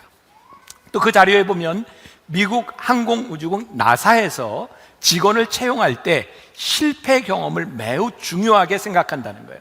실패 경험이 없는 사람은 어려움을 당할 때, 어려움을 직면할 때 당황하게 되기 때문에 실패 경험은 굉장히 중요하다는 거예요. 제가 오늘 말씀을 준비하면서 제가 수년 전에 제 아들에게 했던 이야기가 생각이 났어요. 우리 아들이 수능을 잘 못 봤습니다. 공부를 꽤 잘했는데 수능을 못 보고 났더니 자기가 가고 싶은 학교에 다 떨어졌어요. 참 힘들게 앉아있는 아들에게, 재수를 하겠다고 하는 아들에게, 그리고 그 아들은 중학교 때 하나님 앞에 소명을 받은, 불리움을 받은 믿음을 고백한 아들이었어요. 제가 우리 아이에게 이렇게 위로를 한 적이 있습니다. 아들아, 네가 나중에 목사가 돼서 어떤 교회에 청빙을 받아가든지 네 이력서 상에 내가 재수의 경험이 있다라고 하는 게 너에게 얼마나 큰 경쟁력인지 아니? 내가 교인의 입장에서 목사님들을 초청할 때 두 사람 중에 재수도 안 해본 목사와 재수를 한 목사 중에 하나를 선택하려면 나는 재수해본 목사를 선택할 거야. 왜? 인생을 살아가며 아픔을 한 번쯤 느껴봐야 목회를 할 수 있지 않겠니? 그렇다고 재수를 안 한 사람이 목회를 할 수 없다, 이런 이야기는 아니고 재수해도 괜찮다, 이 말이에요. 여러분, 우리의 인생에 때로는 실수라고 하는 것도 있고 실패라고 하는 것도 있습니다. 그런데요, 베드로를 통해 보면 그의 인생에 참 많은 실수들이 그를 실수한 인생으로 끝낸 것이 아니라 그의 실수를 하나님께서 점점 다듬어 가고 계셨다는 사실이에요. 하나님께서 그의 실수를, 제가 참 좋아하는 말인데, 자갈 같은 인생을 살았던 베드로를 반석이라 불러주시고 반석으로 만들어져 가는 과정을 우리는 성경을 통해서 보게 됩니다. 여러분, 베드로에게 있어서 가장 비참했던 순간이 언제일까요? 그가 예수님을 고백하고 난 이후에, 예수님이 십자가에 달리시고 부활승천하신 이후에도 베드로가 옛생활로 돌아가서 고기를 잡고 있었던 때가 아닐까. 부활하신 주님이 있는데도 옛생활로 돌아가 있었던 가장 비참했던 그때에 우리 주님은 베드로를 찾아와 주셨어요. 베드로의 이야기는 성경에 있는 많은 사람들의 이야기처럼 실수한 사람의 성공적인 이야기로 기록되고 있어요. 저는 이 말을 참 좋아합니다. 실수한 사람, 실패한 사람들의 성공적인 이야기, 부활하신 주님을 만나며 인생이 바뀌었던 사람들의 이야기, 그것이 부활의 주님을 믿는 우리들에게 일어나는 이야기가 아닐까. 요한복음 1장에 보면 베드로를 부르시는 장면이 공간복음 중에 또 나오고 있는데, 1장 42절에 예수님께서 이렇게 말씀하세요. 처음 베드로를 부르실 때, 내가 요한의 아들 시몬이니 장차 게바라 하리라. 아주 의미 있어요. 장차 게바라 하리라. 게바라고 하는 말은 번역하면 반석이라고 하는 말입니다. 여러분, 예수님께서 베드로를 처음 만나 주셨을 때 장차 게바라 하리라 라고 말씀하셨어요. 베드로는 아주 평범한 사람이었습니다. 그는 고기를 잡는 사람이었습니다. 그런데 예수님께서 장차 게바라 하리라, 미래의 모습을 보셨어요. 예수님께서 베드로를 처음 만나셨던 때는 언제냐면, 베드로가 고기를 잡으러 갔는데 아무것도 잡은 것이 없을 때였어요. 만선의 기쁨을 안고 집으로 가야 되는데 아무것도 잡은 것이 없을 때. 여러분, 우리 인생은요 참 재미있는 게, 실패라고 생각하는 그 순간이 우리 주님을 만날 수 있는 가장 중요한 때라는 거예요. 저는 이렇게 표현하고 싶어요. 심령이 가난해지는 때. 실패하지 않는 우리는요, 심령이 가난해지기가 너무너무 힘이 듭니다. 심령과 마음이 가난해져야 주님이 보이고 주님의 말씀이 우리들 가운데 들어옵니다. 근데 베드로가 너무너무 자존심 상하는 일이 일어난 거죠. 예수님 처음 만났을 때 밤새도록 고기를 잡았는데 잡은 것이 없다, 이 정도에서 끝나는 것이 아니라, 웬 사람이 오더니 베드로에게 저기에 가다 그물을 던져. 그물을 던졌어요. 고기가 많이 잡혔어요. 내가 고기 잡는 데 있어서는 어부 프로페셔널인데 아무것도 모르는 사람이어서 그물을 던지라고 했는데 고기가 잡혔어요. 게다가 예수님께서 베드로에게 네가 너를 아는 것보다 내가 너를 잘 안다는 거예요. 여러분, 내가 나를 잘 안다고 생각했는데 내 실력을 가지고 내 능력을 가지지 않고 되는 일들, 그때 우리는 주님을 만날 수 있는 너무너무 중요한 기회를 맞이하게 되는 거죠. 누가복음 5장 8절에서는 동일한 이야기인데, 예수님을 만난 베드로가 주님을 만나고 나서 뭐라고 얘기했냐면, 주여 나를 떠나소서, 나는 죄인이로소이다. 나보다 더 잘 아시는 주님 앞에서 그는요 깨어졌어요. 내가 보니 나는 죄인이라 주님을 만날 수 없어요. 여러분, 우리가 주님을 만나는 순간, 내 모습을 보는 순간 우리는 정말 절망적인데 놀라운 것은 주님을 바라보며 우리들의 삶에 소망이 생긴다는 거예요. 그가 주님을 만났을 때 그가 모든 것을 내려놓고 주님을 따라갑니다. 저는 단순히 고기를 잡는 도구가 아니라고 생각해요. 그는 그의 자존심을 내려놓았습니다. 여러분, 우리가 인생을 걸고 따를 만한 분에게 우리의 자존심을 내려놓고 우리가 무릎을 꿇는다고 하는 것은 비참한 일이 아닙니다. 우리들의 삶에 사명이 생기는 일입니다. 우리들의 삶에 사명이 생기지 않으면 우리는 생존을 위해 삽니다. 그런데 우리들에게 사명이 생기면 우리들의 삶의 열정이 주님을 따라가게 되죠. 이 베드로와 주님과의 만남을 통해서 우리는 우리를 다듬어 가시는 주님을 바라보게 돼요. 마가복음, 마태복음, 요한복음, 우리들이 공간복음이라고 이야기하는데 이 글을 쓴 저자들이 있습니다. 사복음서 중에 제일 먼저 기록된 것이 마가복음입니다. 마가는 베드로를 따라다니면서 전도했던 베드로의 제자와 같은 사람입니다. 마가복음이 제일 먼저 쓰여졌어요. 마가복음이 예수님의 이야기와 베드로의 이야기들을 이렇게 기록하고 있는데, 여러분, 베드로가 설교를 잘하는 사람이었을까요? 못하는 사람이었을까요? 아주 잘하는 사람이었던 것 같아요. 왜냐하면 예루살렘 교회에서 베드로가 설교할 때 한 번에 3,000명, 5,000명씩 회개하는 그런 기적이, 그런 사건이 일어난 걸 보면 베드로는 설교를 잘하는 사람이었던 것 같아요. 근데 마가가 베드로를 따라다니면서 많은 설교를 들었던 것 같아요. 마가는 예수님을 직접 본 사람이 아니었을 수도 있죠. 그런데 예수님에 대하여 기록을 했을 뿐만 아니라 베드로에 대하여 기록을 하는데, 성경에는 베드로가 실수한 이야기들이 굉장히 많이 나와 있어요. 저는 이런 상상을 합니다. 베드로가 설교할 때마다 자기가 실수한 얘기를 참 많이 했구나. 마가는 그걸 들었어요. 왜일까요? 베드로는 자기 인생에 실수한 것을 창피하다고 생각하지 않았습니다. 왜냐하면 그가 실수할 때마다 주님을 만나는 손길을 경험합니다. 그는 실수할 때마다 그의 인생이 성장하는 것을 경험합니다. 베드로는 그런 믿음의 고백을 하는 거죠. 내가 실수한 것이 내 인생의 실패가 아니라 하나님께서 나를 성장시키고 계셨구나. 저는 아주 재미있는 상상을 합니다. 베드로가 예수님을 처음 만났을 때 그물을 던졌는데 잡은 게 아무것도 없었어요. 그런데 가만히 생각해 보면 하나님께서 베드로를 부르시기 위해서 베드로가 이렇게 그물을 탁 쳤을 때 고기가 그물로 들어가는 걸 다 쫓으신 것 같아. 들어가지 마. 얘는 좀 실패를 해봐야 돼. 그래서 주님을 만나요. 여러분들의 삶을 한번 가만히 생각해 보세요. 우리의 실패가 실패한 것이 아니라 하나님께서 우리를 만나시기 위한 그런 순간이라면, 우리들이 실패라고 하는 그 순간 가운데도 하나님의 손길이 있지 않겠습니까? 우리는 실패 가운데서 그 실패가 의미가 있는 것은 그 안에 깨달음이 있기 때문이고, 실패가 은혜인 것은 그 은혜로 인해, 실패로 인해서 하나님의 사명이 우리들 가운데 임할 수 있기 때문이죠. 그래서 우리는, 부활의 주님을 믿는 우리는 실패 가운데서 소망을 가져요. 제가 오늘 여기 있는 여러분들에게 그렇게 정말 담대하게 말씀드리고 싶어요. 여러분들의 인생에 가장 힘든 시간을 겪고 있는 분들이 있다면, 그 안에서 여러분들을 만지시고 여러분들을 다듬어 가시는 하나님의 손길을 간증할 수 있기를 주님의 이름으로 간절히 축원합니다. 오늘 우리가 읽은 말씀 아주 길게 되어 있어요. 오늘 제가 말씀을 다 전하지 못하는데, 저는 오늘 읽은 본문 말씀 가운데 베드로에게 정말 수치스러운 일이 있다고 생각하거든요. 예수님이 제자들에게 물으셨어요. 너희는 나를 누구라 하냐? 사람들은 나를 누구라 하느냐? 그랬더니 베드로가, 주는 그리스도시요 살아계신 하나님의 아들입니다.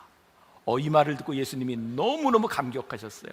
야, 바요나 시몬아, 이것을 너에게 깨닫게 하시는 이는 네가 아니야. 하나님이 널 깨닫게 하셨어. 그리고 베드로를 축복하세요. 너에게 복이 있다. 내 이름을 이제 베드로라 하리라. 내가 교회를 세우는데 반석 위에 이 교회를 세우리라. 나는 너에게 천국의 열쇠를 준다. 예수님께서 베드로를 축복하세요. 그리고 21절에 보면 아주 중요한 그 단어가 나오는데, 이때로부터, 베드로가 이런 고백을 한 때로부터 예수님이 뭐라고 말씀하시냐면, 내가 이제 예루살렘에 올라가서 고난을 받을 거야. 십자가에서 죽을 거야. 그런데 22절에 베드로가 예수를 붙들고 항변하여 이르되, 주여 그리 마옵소서. 이 일이 결코 주께 미치지 아니하리라.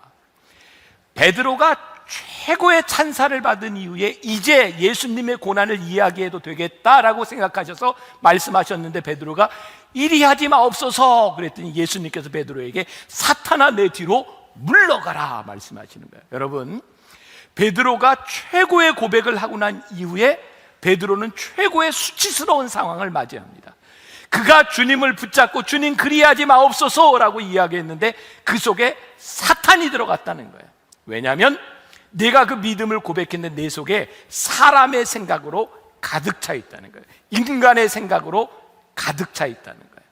여러분, 베드로의 삶에요, 이런 반복되는 이야기들, 주님을 주로 고백했음에도 불구하고 부족한 이 모습들, 예수님께서 베드로를 부르셨을 때 베드로를 쓸 수 있는 사람이 아니었어요. 그는 성격도 그랬어요. 예수님을 만나고도 그는 부족한 것이 많은 사람이었어요. 그런데요, 예수님은 베드로에 대해 꿈을 가지고 계셨다고요. 베드로의 미래에 대한 청사진을 가지고 계셨다고요. 베드로는 자갈 같은 삶을 살았지만 반석에 대한 소망을 예수님이 가지고 계셨다고요. 제가 말씀을 준비하면서 보았던 한 가지 이야기를 여러분들에게 좀 들려드릴게요. 경북대학교의 총장을 지낸 박찬석이라고 하는 교수님이 2002년도 한국일보에 기고했던 내 평생 잊지 못할 일이라는 이야기입니다. 제가 좀 읽어드릴게요. 나의 고향은 경남 산천이다. 지금도 비교적 가난한 곳이다. 그러나 아버지는 가정 형편도 안 되고 머리도 안 되는 나를 대구로 보냈다. 대구 중학을 다녔는데 공부가 하기 싫었다. 1학년 8반, 석차는 68명 중에 68등 꼴찌를 했다. 부끄러운 성적표를 가지고 고향에 가는 어린 마음에도 그 성적을 내밀 자신이 없었다. 당신이 교육을 받지 못한 한을 자식을 통해 풀고자 했는데 꼴찌라니. 끼니를 제대로 잊지 못하는 소장농을 하면서도 아들을 중학교에 보낼 생각을 한 아버지를 떠올리면 그냥 있을 수가 없었다. 그래서 잉크로 기록된 성적표를 68명 중에 1등으로 고쳐 아버지에게 보여드렸다. 아버지는 보통 학교도 다니지 않았으므로 내가 1등으로 고친 성적표를 알아차리지 못할 것으로 생각했다. 대구로 유학한 아들이 집으로 왔으니 친지들이 몰려와 찬석이는 공부를 잘 했더냐고 물었고, 아버지는 앞으로 봐야지 이번에는 어찌다 1등을 했는가 배. 사람들이 이야기합니다. 그 아버지는 명순이에요. 명순이는 자식 하나 잘 뒀어. 1등을 했으면 책거리라도 해야지. 당시 우리 집은 동네에서 가장 가난한 살림이었다. 이튿날 강에서 멱을 감고 돌아오니 아버지는 한 마리뿐인 돼지를 잡아 동네 사람들을 모아놓고 잔치를 하고 있었다. 그 돼지는 우리 집 재산 목록 1호였다. 기가 막힌 일이 벌어진 것이다. 아버지 하고 불렀지만 다음 말을 할 수 없었다. 그리고 달려나갔다. 그 뒤로 나를 부르는 소리가 들렸다. 겁이 난 나는 강으로 나가 죽어버리고 싶은 마음에 물속에서 숨을 안 쉬고 버티기도 했고 주먹으로 내 머리를 내려치기도 했다. 충격적인 그 사건 이후 나는 달라졌다. 항상 그 일이 머리에 맴돌고 있었기 때문이다. 그로부터 17년이 지난 후 나는 대학 교수가 되었다. 그리고 나의 아들이 중학교에 입학했을 때, 그러니까 내 나이 45살 되던 어느 날 부모님 앞에서 33년 전의 일을 사과하기 위해 어머니, 저 중학교 1학년 때 1등은요 하고 말을 시작하려 하는데 옆에서 담배를 피우던 아버지께서 알고 있었다. 그만해라. 내 아들 민우가 듣는다. 자식의 위조한 성적을 알고도 재산 목록 1호인 돼지를 잡아 잔치를 하신 부모님 마음을 박사이고 교수이고 대학 총장인 나는 아직도 감히 알 수 없다. 오늘 말씀에 참 잘 맞는 이야기인 것 같아요. 우리의 삶의 소망과 신뢰가 있는 것은 내가 가지고 있는 능력이 아니라 나를 믿어준 사람 때문이다. 우리가 하나님을 믿으며 참 하나님을 많이 실망시키는 일을 합니다. 그럼에도 불구하고 우리들이 끝까지 하나님의 자녀로 살아갈 수 있는 이유는 내가 가지고 있는 능력이 아니라 나를 끝까지 믿어주시는 주님 때문이다. 베드로가 예수님을 실망시키고 베드로가 실수할 때마다 우리 주님은 베드로를 찾아오셨어요. 베드로가 옛생활로 돌아가서 고기를 잡고 있을 때 부활하신 주님께서 베드로를 찾아오셔서 물으셨어요. 요한의 아들 시몬아, 내가 나를 사랑하느냐? 요한의 아들 시몬아, 옛사람의 이야기를 들을 때에 베드로는 깨달았을 거예요. 내가 옛사람으로 돌아오고 말았구나. 내가 또 옛날의 모습으로 돌아오고 말았구나. 그런데 베드로는 그때 주님께 말씀해요. 내가 주님을 사랑합니다. 주님 나를 붙잡아 주세요. 저는 오늘 우리들에게 정말 필요한 것은 우리의 부끄러운 모습을 변명하거나 부인하는 것이 아니라 우리들의 부끄러운 모습 가운데서 하나님 앞에 주님 저를 도와주세요 말할 수 있는, 주님 앞에 우리의 모습을 드러낼 수 있을 때 우리를 반석으로 바꾸어 주시는 하나님을 경험할 수 있지 않을까. 저는 마음이 참 안타깝고 저에게도 두려운 것 중에 하나가 요즘 한국 교회에서, 우리 교인들 가운데에서 일어나는 많은 실수. 그런데 그 실수 가운데서 우리는 주님 나를 도와주세요라고 말하는 것이 아니라 우리의 실수를 덮어버리기에 급급한 것 같아요. 저도 그렇고 여러분들도 그렇고 우리가 이 교회를 나가 살아가는 그 순간부터 우리는 얼마나 부끄러운 일들을 우리들의 삶에서 많이 경험해요. 너무너무 부끄럽지 않아요? 내 모습을 보고 내 생각을 보고 내가 하는 일들을 보며 너무너무 부끄럽지 않아요? 그때 우리들에게 필요한 것이 주님 저를 도와주세요. 주님 저를 도와주세요. 자갈 같은 나를 반석으로 만들어주시는 주님 나를 도와주세요.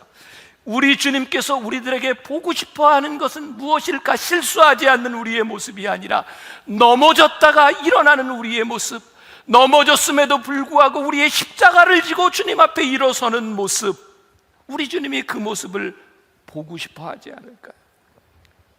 오늘 우리를 반석으로 만드시는 부활의 주님을 바라보며, 우리를 붙잡아 주시는 주님을 바라보며 부활의 주님을 붙잡고 이 세상으로 나가 다시 한번 일어서는 여러분들이 되시기를 주님의 이름으로 간절히 축원합니다. 우리 같이 찬양하면 좋겠습니다. 약한 나로 강하게, 가난한 날 부하게, 눈먼 날 볼 수 있게 주 내게 행하셨네. 우리 봉헌하며 찬양하도록 하겠습니다.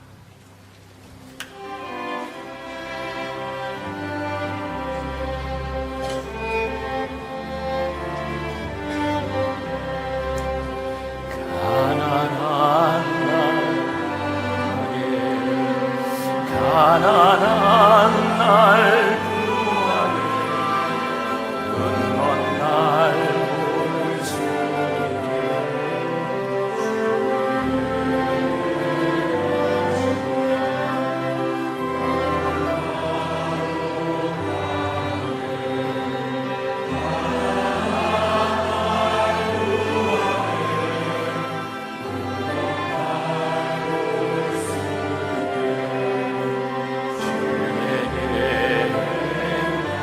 약한 나로 강하게, 약한 나로 강하게, 가난한 날 구하게, 눈먼 날 볼 수 있게 주에게 행하셨네. 호산나 호산나 죽임 당한 어린 양, 호산나 호산나, 예수 다시 살 내가 건너야 할 건너야 할 강,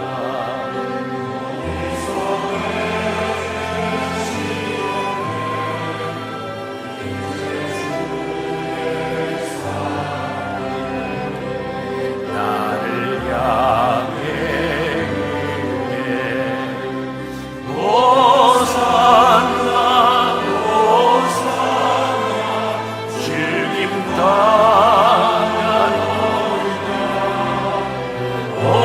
호산나 호산나, 예수 다시 약한 나로 약한 나로 강하게, 가난한 날 구하게, 눈먼 날 볼 수 있게 주에게 약한 나로 강하게, 약한 나로 강하게,